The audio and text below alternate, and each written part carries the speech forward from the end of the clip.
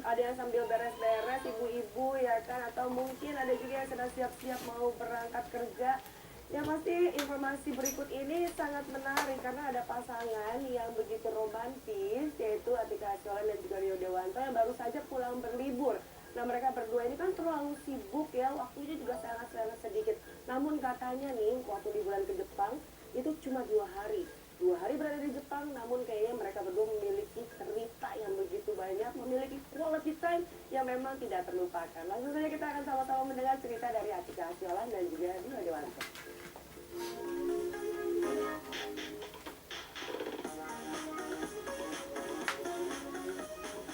Di tengah kesibukan yang padat di dunia hiburan tanah air, nampaknya tak membuat pasangan romantis Atika Hasiholan dan Rio Dewanto melupakan waktu untuk berlibur bersama. Pasalnya Atika punya cara sendiri untuk menghabiskan waktu bersama sang suami tercinta.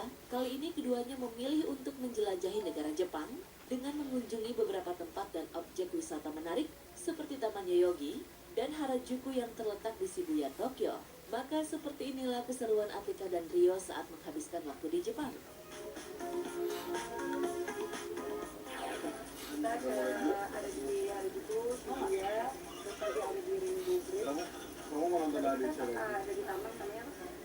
Yoyogi.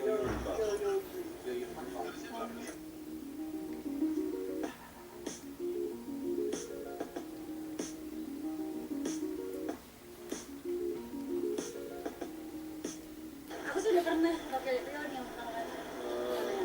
Ya menarik sebetulnya secara kotanya juga dihabisin, terus pas shoppingnya seru, ya recommended buat orang yang dari liburan sekalian pengen belanja-belanja. Waktu liburan memang sangat menyenangkan bila dilewati bersama orang tercinta. Seperti itulah yang dirasakan oleh Atika dan Rio Dewanto. Bahkan pasangan yang sudah menikah sejak tahun 2013 itu selalu terlihat begitu romantis dimanapun berada. Seperti yang terekam dalam kamera tim Insert Pagi, Atika dan Rio terlihat mesra saat bisa menghabiskan waktu bersama di Jepang.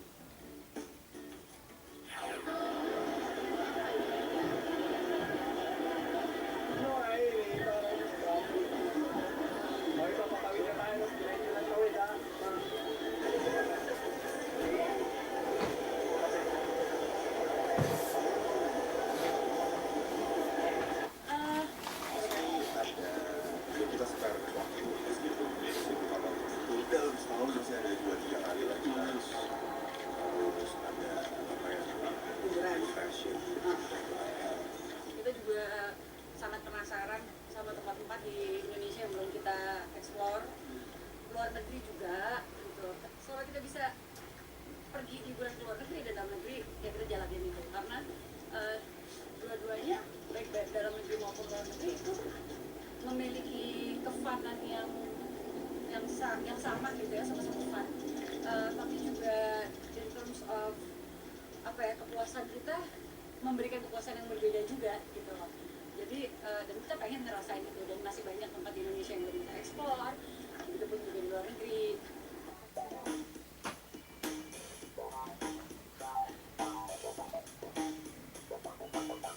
Sudah mengunjungi beberapa objek wisata, akhirnya waktu yang ditunggu-tunggu oleh Atika tiba juga. Dalam liburan memang dirasa kurang lengkap bila kembali ke tanah air tanpa membawa buah tangan. Wanita 34 tahun ini pun terlihat begitu antusias saat berbelanja di Harajuku. Seru sih ya, apalagi kalau produk-produk di Jepang kan mereka banyak yang kualitasnya tinggi ya, yang mengutamakan kualitas dan penggunaannya. Jadi aku kalau ke Jepang tuh sering beli ya apapun itu ya, apalagi untuk produk kecantikan gitu ya, perawatan.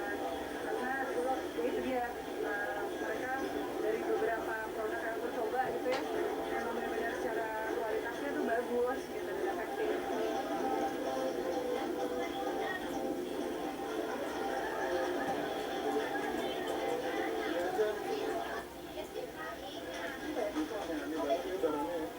Sayangnya nggak dalam bahasa Inggris gitu.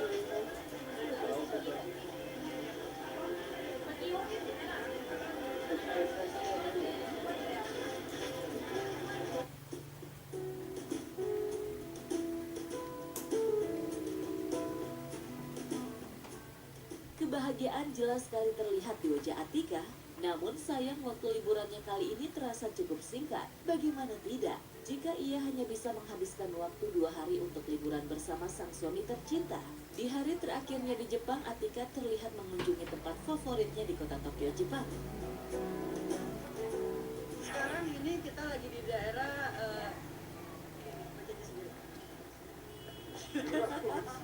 Yurakucho, Tsukishima. Di sini jadi emang bridge ini terkenal. Aku suka banget di sini ada bilangnya kan